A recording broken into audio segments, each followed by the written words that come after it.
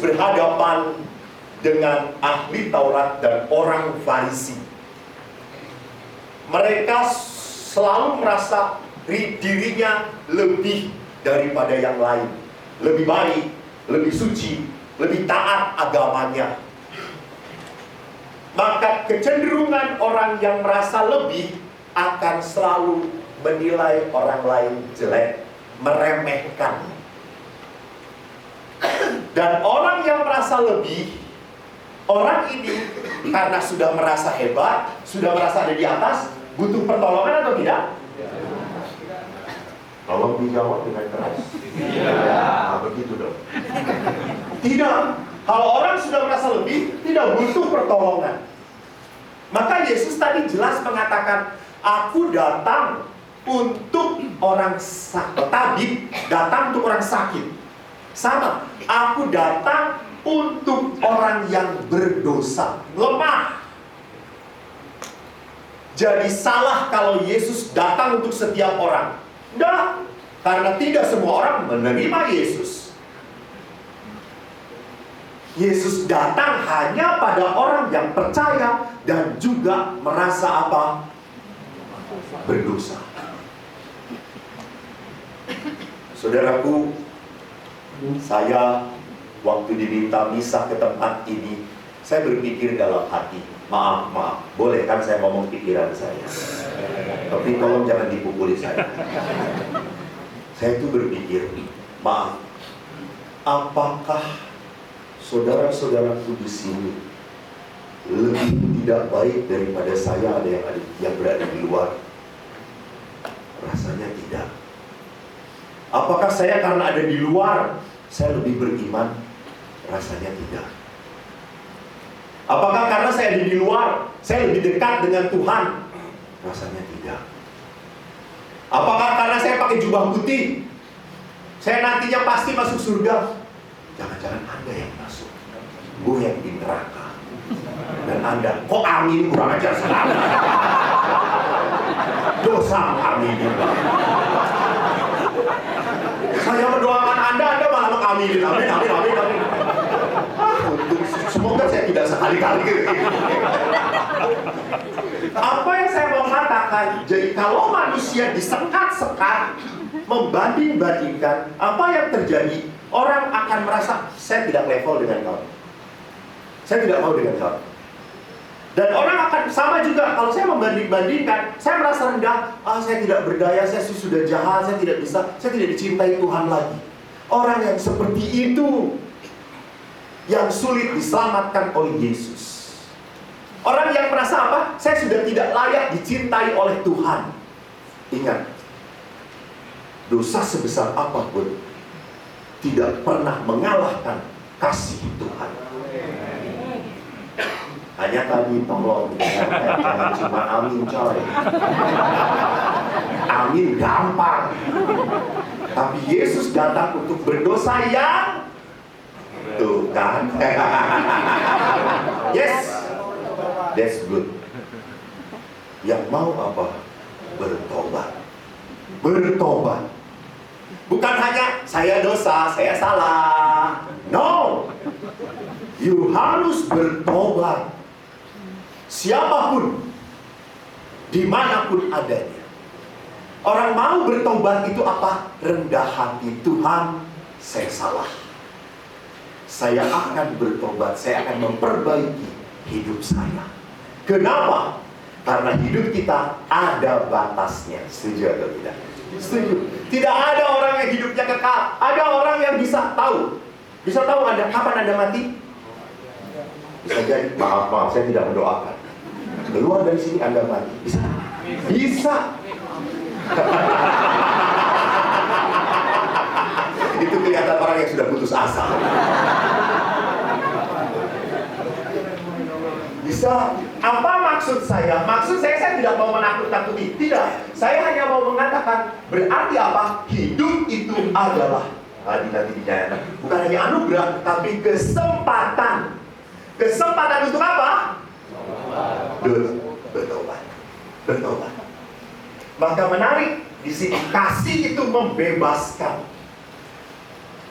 Hampir banyak orang yang punya kasih tapi tidak bisa mengasihi. Kenapa? Karena dirinya belum bebas. Dia masih punya rasa jengkel, kurang ajar. Gue masuk sini karena gue dikhianatin teman gue. Gue keluar habis lu masuk lagi. Mengerti maksud saya? Ini orang yang belum dibebaskan, orang yang masih menyimpan marah, dendam. Orang seperti ini, maaf, tidak akan pernah merasakan kasih Allah. Orang seperti ini selalu merasa jengkel. Saya belum puas kalau orang yang menyakiti saya menderita.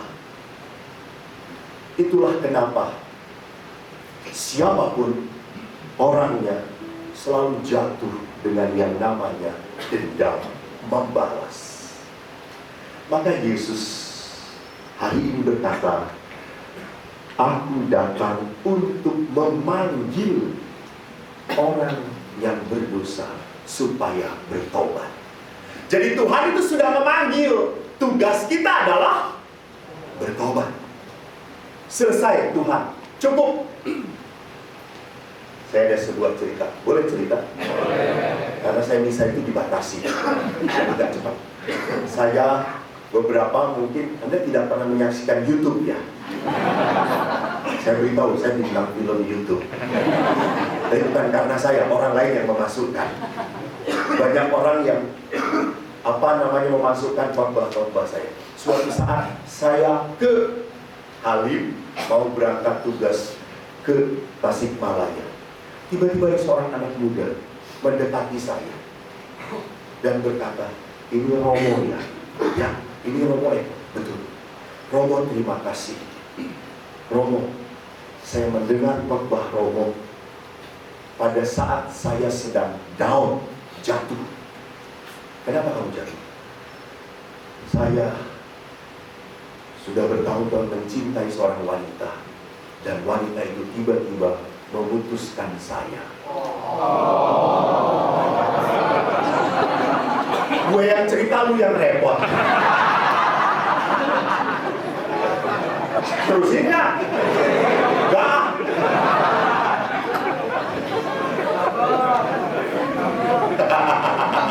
Pastor nggak pernah ngambek, langsung nusuk. Lalu akhirnya setelah dia diputuskan, itu adalah cinta pertama dia dan sangat sayang sekali. Dia memang sudah punya rencana untuk menikah dengan perempuan itu. Setelah diputuskan, studi dia hancur, sekolah dia berhenti.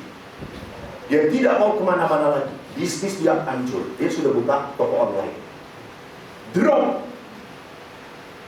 Lalu akhirnya dia mendengar khotbah saya mau hanya mengatakan apa? Saudaraku, sebuah hal memaafkan itu keputusan saya.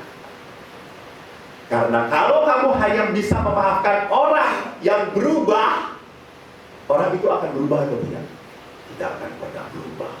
Orang yang nyakiti Anda tidak akan pernah berubah. Dan mereka tenang-tenang saja. Dan kita yang sakit hati makin jengkel.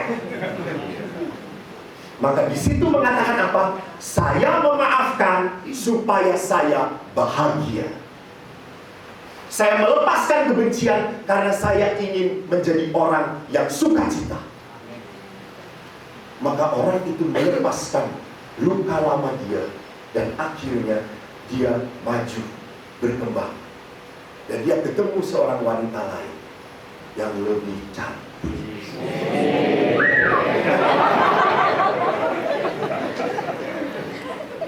Jadi saudaraku, ingat, pada saat kita berani melepaskan beban, jangan lupa berkat Tuhan makin besar. Bapak Ibu yang terkasih, saudara-saudaraku, tadi Anda menyaksikan sebelumnya ada penampilan tari dahulu. Saya ingat waktu di seminari, semua laki-laki, 350 orang laki-laki semuanya. Dan hanya satu wanita, suster, usianya 70 tahun. Jadi kalau ada kunjungan dari SMA itu semua mata membelalak, saudara-saudara. Sudah seperti bertahun-tahun dahaga. Maka waktu tadi ada yang nari perempuan juga, yang lain, wah. Pada saat lihat Romo datang, saudaraku yang terkasih, mari kita bukan, percayalah, yang membuat Anda makin terpuaskan bukan manusia, hanya Tuhan. Mari saat di tempat ini adalah saat bagi Anda untuk semakin mendekatkan hidup Anda pada Allah. Bersama-sama kita arahkan hati kita, iman kita, harapan kita.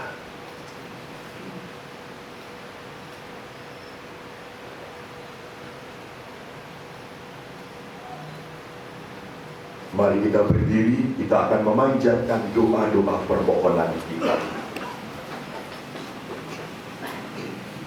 Yesus berkata, bukan orang sehat yang memerlukan tabib, namun orang sakit. Dan aku datang bukan untuk memanggil orang benar, tetapi orang berdosa supaya mereka bertobat. Mari kita panjatkan doa-doa kepada Bapa agar kita selalu hidup oleh firman-Nya. Bagi gereja, semoga Bapa mendorong gereja bertobat dan membarui diri, supaya siapapun merasa bahagia di dalamnya. Marilah kita mohon. Kabulkanlah doa kami ya Tuhan. Bagi yang sedang menderita karena tidak merasakan cinta kasih, semoga mereka Engkau berikan kekuatan dan harapan yang berasal dari cinta-Mu sendiri. Jamahlah dan lembutkanlah hati mereka, agar mereka terbuka hatinya dan menemukan Engkau sebagai sumber kasih abadi. Marilah kita mohon. Kabulkanlah doa kami ya Tuhan. Bagi kita yang sedang mempersiapkan diri menjelang Paskah,